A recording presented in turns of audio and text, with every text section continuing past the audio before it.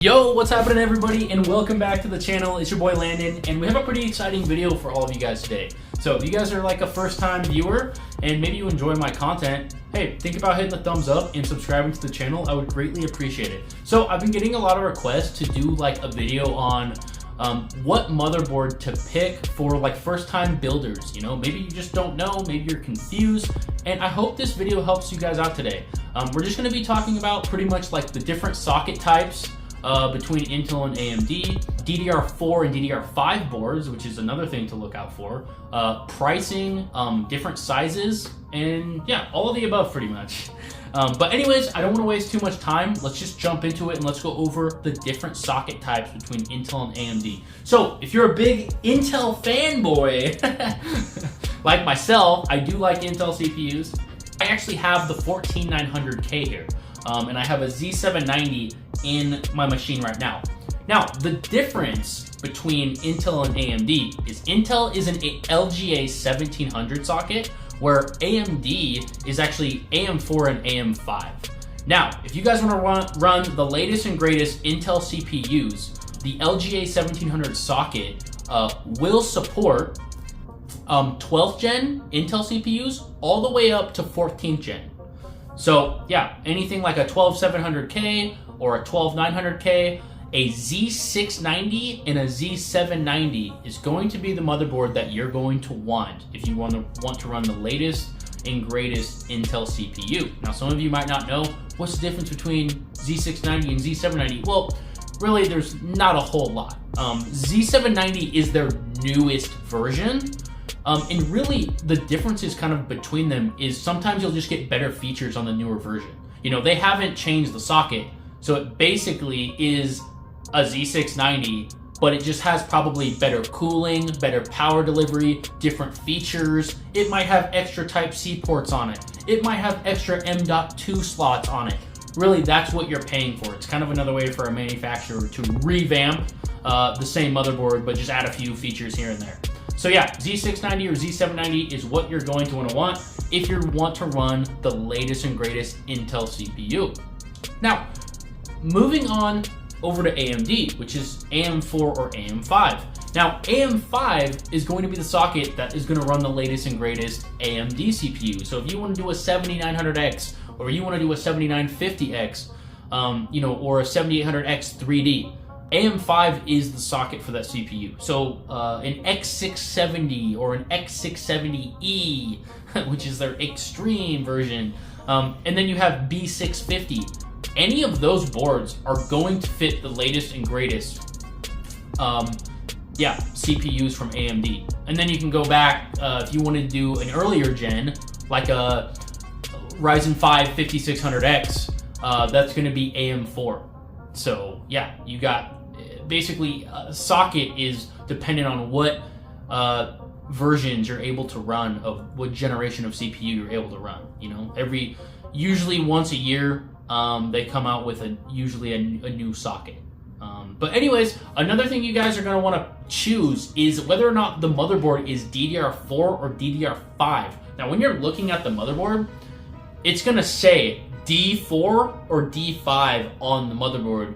Now you know that stands for what RAM what RAM it actually supports. You cannot put DDR5 RAM in a DDR4 motherboard, excuse me. Yeah, you can't run that. You have to buy a DDR5 motherboard to run DDR5, and you have to buy a DDR4 motherboard to run DDR4.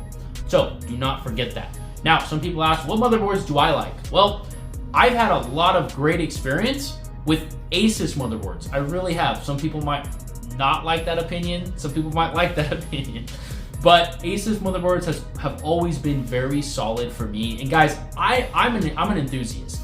I mean, this is a $700 Z790 Asus Apex Encore motherboard. I really like high-end motherboards. Now, I'm not telling you guys to go out and buy a $700 motherboard. Do not do it unless you're an enthusiast like myself. But I like overclocking. I like having the best power delivery. I like having the best cooling. I like having the best options. Also, this motherboard supports DDR5 8000 memory, which is the fastest pretty much DDR5 you can even buy. So yes, there are different motherboards that support higher frequency of RAM. So guys, there's quite a bit to motherboards.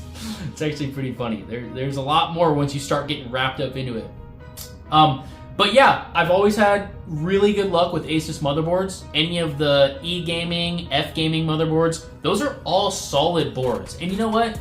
Asus has actually, kind of surprisingly, because you do hear negative comments sometimes about Asus, they actually replaced a $500 board because it was dead on arrival. And I sent it back to them, which they should.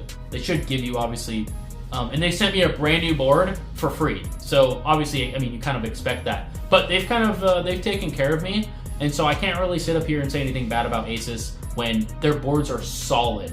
And if you're one of those people out there where you just want like a school build, maybe you're doing a little bit of gaming on the weekends, just get a nice budget board. And I would say a budget board runs about 250 bucks. I would say that's around a budget board. 250 to 300 bucks would probably be considered a budget board. A higher end board would probably be around the 350 to 400 range.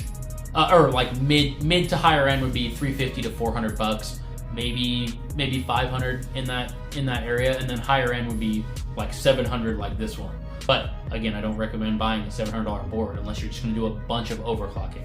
Buddy, and the last thing I actually want to talk today is about size, because size matters, right? All right, so as you guys can see here, this is a full tower. Now I have a regular ATX motherboard. So there's ATX, there's micro ATX, and then there's mini ATX, being, you know, the smallest. Now, most of your cases out there are gonna be able to fit all three of them. Now, if you're going out and you're buying a regular ATX motherboard, that's gonna fit your mid tower and your full tower just fine. You're not gonna have any issues. And really, the regular ATX boards are what most people are buying. Now, you might have to check to make sure that they fit mini ATX.